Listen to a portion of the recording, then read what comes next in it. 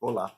Continuando a falar sobre percepções, pressupostos e percepções dentro de um tema maior de apontamentos sobre cosmovisão reformada, eu terminei o último vídeo dizendo que não existe neutralidade existencial, porque de fato não há neutralidade ontológica. Bom, continuemos agora. Só existe possibilidade de conhecimento porque, entre outras coisas, antes de nós percebermos, há um objeto referente que, por existir, possibilita o conhecer. Ou seja, as coisas não são o que são porque nós percebemos.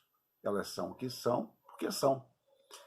A nossa percepção vai influenciar a nossa maneira de ver a realidade a partir daí, mas não altera a coisa percebida. Então, deste modo, o ser antecede ao conhecer. A essência precede a experiência. E esta modela a nossa cosmovisão.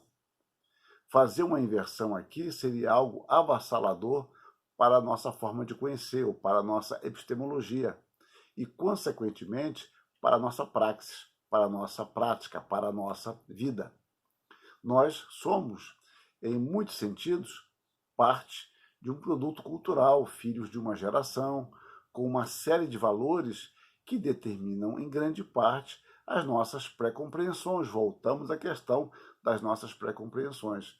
Muito do que percebemos e vemos tem a ver com vários fatores que eu já tratei aqui no vídeo anterior, e o fato de vivermos hoje, no século XXI, com a idade que temos, e isso determina uma série de compreensões, que isso não é algo fechado, mas favorece um tipo de visão.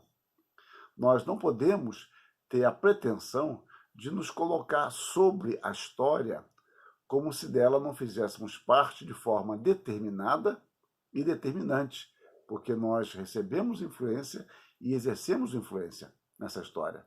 Somente Deus desfruta dessa condição de estar acima da história, e permito usar essa expressão, não que seja um Deus ausente, é um Deus presente, mas é um Deus que não é influenciado pela história, não é dirigido pelas circunstâncias, e é justamente por isso que ele é Deus.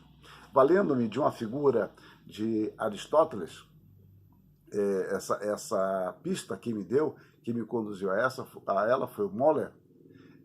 Ele faz uma aplicação interessante e elucidativa.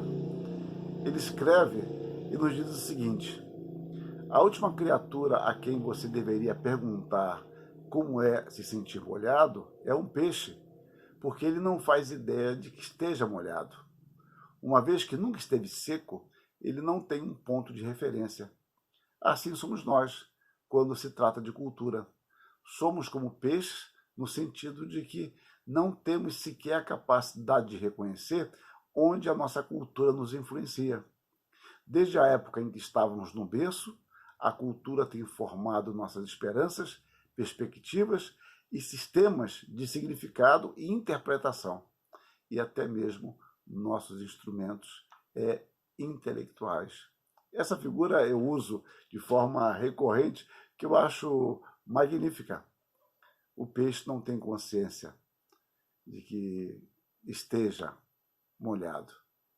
Então nós não percebemos que aquilo que nós percebemos que é tão natural é porque nós fomos formados desta maneira. E talvez seja preciso que alguém nos desperte para isso. E é por isso também que o contato com outras culturas, e eu não estou discutindo se são mais evoluídas ou menos evoluídas, não estou entrando nisso agora, não me interessa agora, mas a visão do outro muitas vezes aclara melhor quem nós somos, E nós podemos aprender com o outro, e o outro também certamente aprende conosco.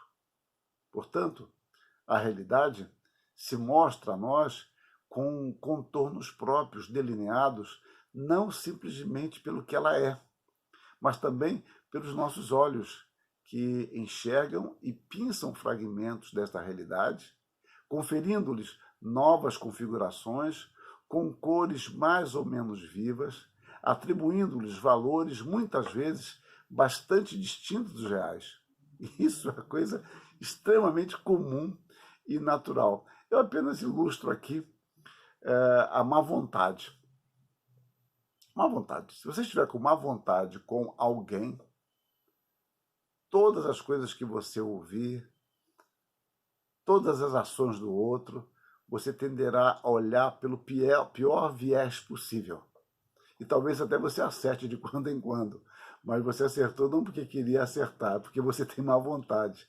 E quando você tem boa vontade também, as coisas podem ser muito absurdas, mas você tende a olhar com uma certa predisposição a ver o que é positivo.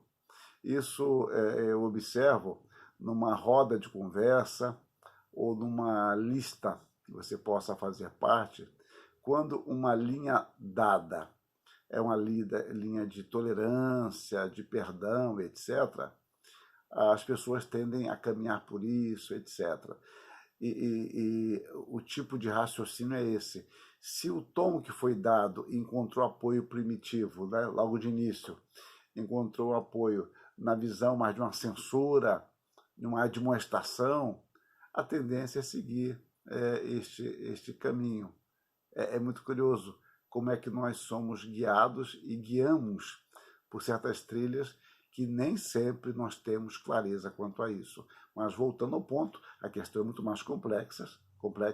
Nós estamos dizendo que a realidade se mostra a nós com contornos próprios, delineados não simplesmente pelo que ela é, mas pelos nossos olhos que enxergam e pinçam determinados aspectos dessa realidade, conferindo-lhes novas configurações. Nós damos um peso maior, né?